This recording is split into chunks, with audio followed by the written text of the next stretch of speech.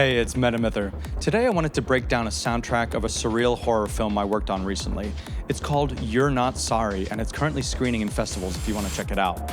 I'm hoping this video inspires other composers out there, or if you're an Ableton producer, you pick up a few workflow tips for your own productions. Before we even get into sound examples, let me tell you how I generally set up for film work. For longer material, I split up a film into a number of cues, each with their own separate Ableton project.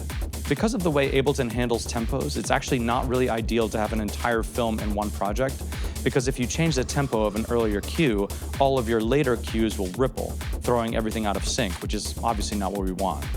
Setting up separate projects also makes keeping track of revisions easier and helps you and the production team focus on the details of the cue without getting lost in the entire film. While that's my typical workflow, You're Not Sorry was an exception. Since it was only about 5 minutes long with 2 main music tracks, it wasn't such a big deal to have everything in one project. The film is about a woman who has a mental breakdown after her friend overdoses at a nightclub. Ahead of filming, the filmmakers and I talked about the general vibe they wanted for the soundtrack, and they mentioned definitely wanting some eerie drones in the film. I have tons of drones and dark ambient textures sitting on the Metamyther hard drives, so even before I saw any footage, I started digging through for anything that would fit this context. When I found something, even if it was just a single element in a track, I tossed it into a playlist that served as my maybe pile. Of course, I would compose new stuff as needed as well. Aside from the drones, the script also called for a pumping club track that simulates the nightclub where the friend overdoses. The filmmakers actually needed this track before the shoot so that they could play it on set. I had about a week to write this track, so I got right to work and sent over multiple ideas so the director had options. Eventually, 2 of the tracks from this initial exploration would serve as starting points for what would be used in the final film. When I received the rough cut, I imported it into my Ableton project. Ableton can actually work with video files. It's not the greatest interface, but it's definitely serviceable and it's at least frame accurate. In this new project, I used Ableton's browser to import the club tracks, taking note of the tempos in the original project to make sure those carried over, using automation in between. I grouped together all of the elements that make up the club track so I could collapse them when I was working on other aspects of the film. Next, I started pulling in those various textural layers I'd collected to see what would work. This involved a lot of deleting parts that didn't make any sense, and sometimes I'd run into a happy accident when sounds played at their unintended tempo. Here's the beginning of the film.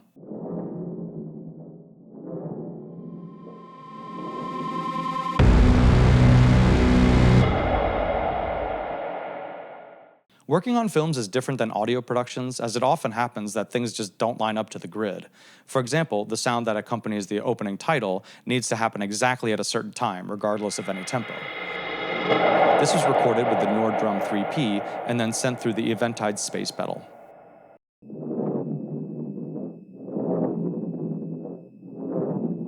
This drone sets the mood nicely, but I wanted to make it a little weirder.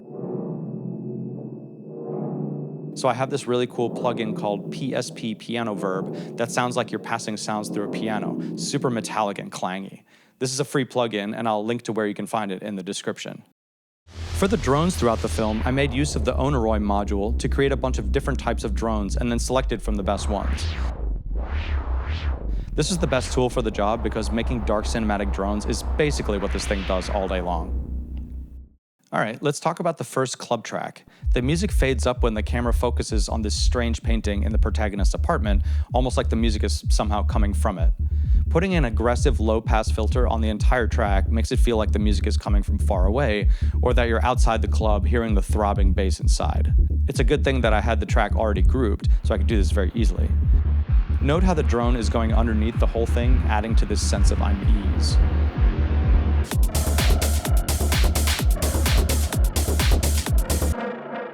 This weird skittering part started off as a percussion hit from the SSF Ultra Perc.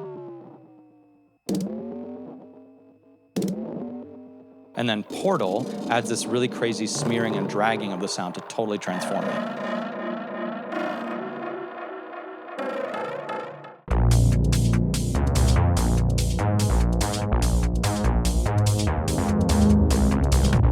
When we get into the meat of the second piece, aside from the drum beat, there are 2 bass tracks that make up the 3 bass layers.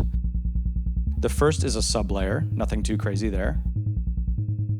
For the meat of our bass, the top layer, we have a Prophet VST, again from Arturia, as well as a 303 VST.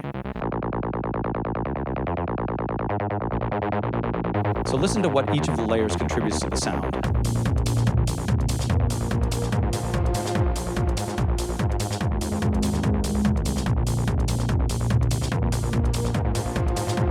Lastly, we have these two synth layers, one of which was made from my favorite plugin, Generate. If you don't know this plugin, it uses chaos oscillators to create some truly epic cinematic textures. I really use this thing in every project. Finally, we have a distorted element from the Sequential Trigon-6, which is another awesome sounding synth. In the track name, I label which preset sound this refers to, so if I need to go back and tweak the sound later, I can. And down here we have the same modular texture we heard before, which narratively really fit, as this is the moment where our protagonist is losing her mind, so it almost sounds like she's laughing or something. It's super creepy. And that takes us out of the film and into the credits. All right, well, I hope you learned a few tips and techniques for scoring your next soundtrack, or maybe some tools you might want to use in your next production. And if you're a horror fan, I hope you get a chance to see You're Not Sorry at a festival near you. See you next time.